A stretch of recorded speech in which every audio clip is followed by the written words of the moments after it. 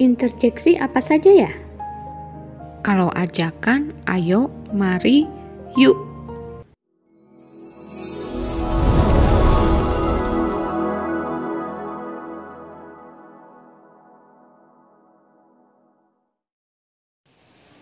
Hai, apa kabar? Bertemu lagi dengan Kak Pintar di pelajaran Bahasa Indonesia. Semoga Sobat Pintar dalam keadaan sehat dan tetap semangat belajar. Pada materi sebelumnya, Sobat Pintar sudah paham dengan struktur teks persuasif.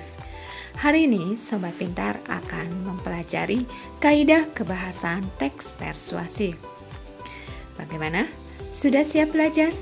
Mari kita mulai. Kaidah kebahasan yang pertama adalah mengandung ajakan atau bujukan. Jika Sobat Pintar perhatikan di dalam teks tersebut ada kalimat ajakan yaitu marilah membiasakan hidup bersih dan mulailah dari sekarang. Di dalam kalimat ajakan tersebut mengandung kata seru atau interjeksi, yaitu jenis kata yang digunakan untuk mengungkapkan seruan perasaan, bisa rasa heran, kagum, sedih, dan marah. Dalam teks persuasif, kata seru yang digunakan mengandung ajakan, yaitu kata ayo, mari, yuk. Penulisan kata seru yang tepat yaitu ditulis di awal kalimat, diikuti tanda koma, dan diakhiri tanda seru. Yang kedua, mengandung partikel penegas. Partikel penegas adalah jenis kata yang tidak berubah bentuk dan hanya berfungsi menampilkan unsur yang diikutinya. Partikel yang digunakan dalam teks persuasif yaitu partikel lah yang berfungsi menghaluskan kalimat perintah atau kalimat ajakan. Kaidah kebahasan yang kedua dalam teks persuasif mengandung fakta dan pendapat. Fakta berasal dari bahasa Yunani factus, yaitu segala hal yang bisa ditangkap oleh alat indera manusia berupa data dari keadaan nyata yang terbukti kebenarannya. Adapun ciri-ciri kalimat fakta yaitu 1. Kalimat fakta berisi fakta yang bisa dibuktikan atau diverifikasi oleh semua orang.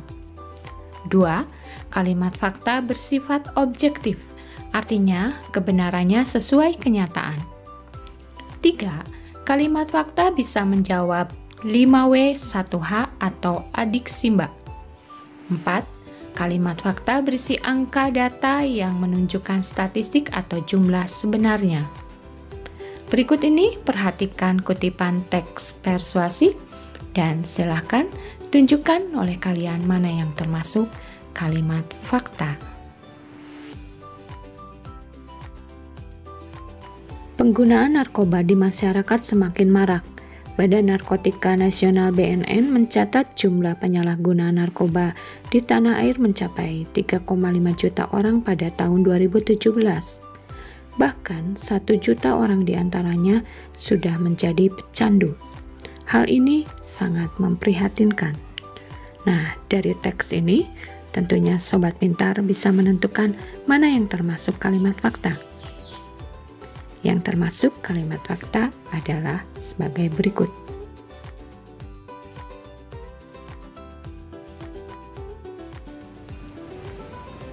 Opini adalah pendapat, pikiran, dan pendirian. Adapun ciri-ciri kalimat opini adalah 1. Kalimat opini tidak dapat dibuktikan kebenarannya. 2. Kalimat opini bersifat subjektif, biasanya diikuti oleh pendapat, saran, uraian, tanggapan terhadap suatu masalah. 3. Kalimat opini tidak berdasarkan pendapat narasumber yang kredibel dan kompeten. 4. Kalimat opini biasanya menggunakan kata-kata yang bersifat tidak pasti, seperti mungkin, rasanya, perkiraan, dan lain-lain. 5. Kalimat opini biasanya menggunakan kata-kata yang memberikan saran, seperti seharusnya, sebaiknya, dan lain-lain. Berikut ini ada kutipan teks persuasif. Tentunya Sobat Pintar bisa menentukan mana yang termasuk kalimat opini. Penggunaan narkoba di masyarakat semakin marak. Badan Narkotika Nasional BNN mencatat jumlah penyalahguna narkoba di tanah air mencapai 3,5 juta orang pada tahun 2017. Bahkan 1 juta orang diantaranya sudah menjadi pecandu. Hal ini sangat memprihatinkan. Dari paragraf tersebut yang termasuk kalimat opini, 1. Penggunaan narkoba di masyarakat semakin marak. 2. Hal ini sangat memprihatinkan. Kaidah kebahasan yang ketiga adalah kata atau istilah teknis, yaitu kata-kata yang memiliki makna khusus di bidang keahlian. Makna khusus pada kata teknis ini merupakan makna leksikal atau makna kamus. Berikut kita lihat contoh penerapannya dalam teks persuasif. Kebiasaan makan pagi hanya akan membuat badan gemuk. Anggapan itu tidaklah benar. Bahkan riset para peneliti Harvard University menunjukkan orang yang teratur sarapan pagi kecenderungannya hingga 50% tidak mengalami kegemukan daripada mereka yang melupakan sarapan. Pada paragraf ini terdapat istilah teknis yaitu riset yang berarti penelitian.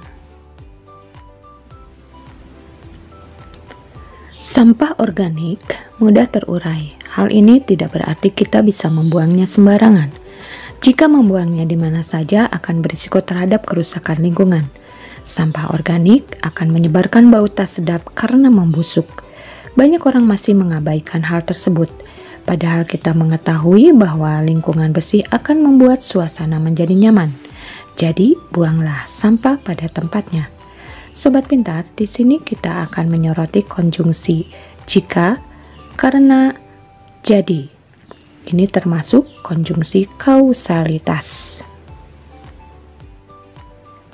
Konjungsi kausalitas termasuk kaidah kebahasan dalam teks persuasif, yaitu konjungsi yang menyatakan hubungan sebab akibat.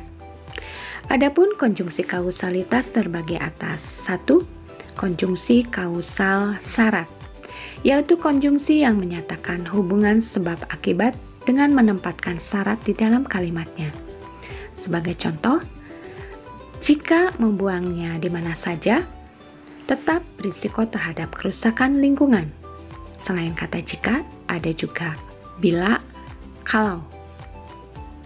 Kedua, konjungsi kausal alasan, yaitu konjungsi yang menyatakan hubungan sebab akibat dengan menempatkan alasan di dalam kalimatnya. Sebagai contoh, sampah organik akan menyebarkan bau yang tidak sedap karena membusuk. Ketiga, konjungsi kausal simpulan, yaitu konjungsi yang menyatakan hubungan sebab akibat dengan menempatkan simpulan di dalamnya. Sebagai contoh, jadi, buanglah sampah pada tempatnya. Selain kata jadi, ada konjungsi lainnya yang menyatakan simpulan, yaitu dengan demikian, oleh karena itu, oleh sebab itu, karena itu, dan lain-lain. Kaidah kebahasan kelima, kata kerja mental, yaitu kata kerja yang mengekspresikan respon atau sikap seseorang terhadap suatu tindakan, keberadaan, atau pengalaman. Kata kerja mental bisa disebut juga kata kerja behavioral atau kata kerja tingkah laku, menggambarkan suatu perilaku atau tindakan ketika keadaan tertentu. Sobat Pintar bisa mengidentifikasikan kata kerja mental berdasarkan ciri-ciri berikut. 1. Menggunakan kata persepsi seperti mendengar, menangis, merasa. Atau kata afeksi seperti sedih, khawatir, menerima. Dan kata kognisi seperti menyimpulkan, memahami, atau mendiskusikan. Ciri yang kedua yaitu menggunakan kata kerja yang biasa digunakan oleh manusia. Sepertinya, Sobat Pintar lebih mudah mengidentifikasikan kata kerja mental berdasarkan ciri yang kedua ini ya. Agar lebih jelasnya, Sobat Pintar perhatikan kutipan teks persuasi berikut. Tentunya Sobat Pintar bisa menentukan mana yang termasuk kata kerja mental. Kebiasaan makan pagi hanya akan membuat badan gemuk. Anggapan itu tidaklah benar. Bahkan riset para peneliti Harvard University menunjukkan orang yang teratur sarapan pagi kecenderungannya hingga 50% tidak mengalami kegemukan daripada mereka yang melupakan sarapan. Yang termasuk kata kerja mental pada teks paragraf tersebut adalah menunjukkan, mengalami, dan melupakan. Kaidah kebahasan yang keenam yaitu kata perujukan. Menurut Kamus Besar Bahasa Indonesia, kata rujukan memiliki dua arti. Arti yang pertama, keterangan lanjutan tentang sesuatu hal. Arti yang kedua, bahan sumber yang dipakai untuk mendapatkan keterangan lebih lanjut, acuan, atau referensi.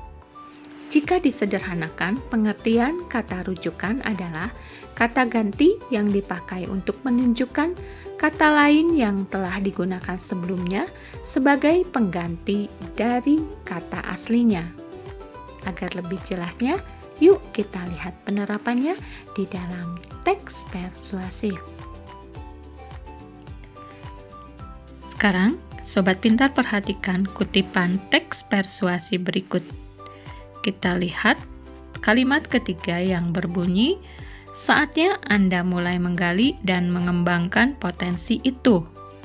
Kata itu termasuk kata rujukan yang menunjuk pada kata sebelumnya. Kata yang mana? Yaitu kata potensi fisik, potensi mental intelektual, potensi mental spiritual, potensi sosial emosional, dan potensi ketangguhan. Bisa dipahami ya? Kemudian kita lihat kalimat terakhir, bisa jadi prestasimu ada di sana. Nah, di sana termasuk kata rujukan. Menunjuk pada kata yang mana? Ya tentunya pada kata-kata sebelumnya. Nah, lihat kata di sana merujuk pada bidang olahraga, kesenian, kesastraan, dan teknologi.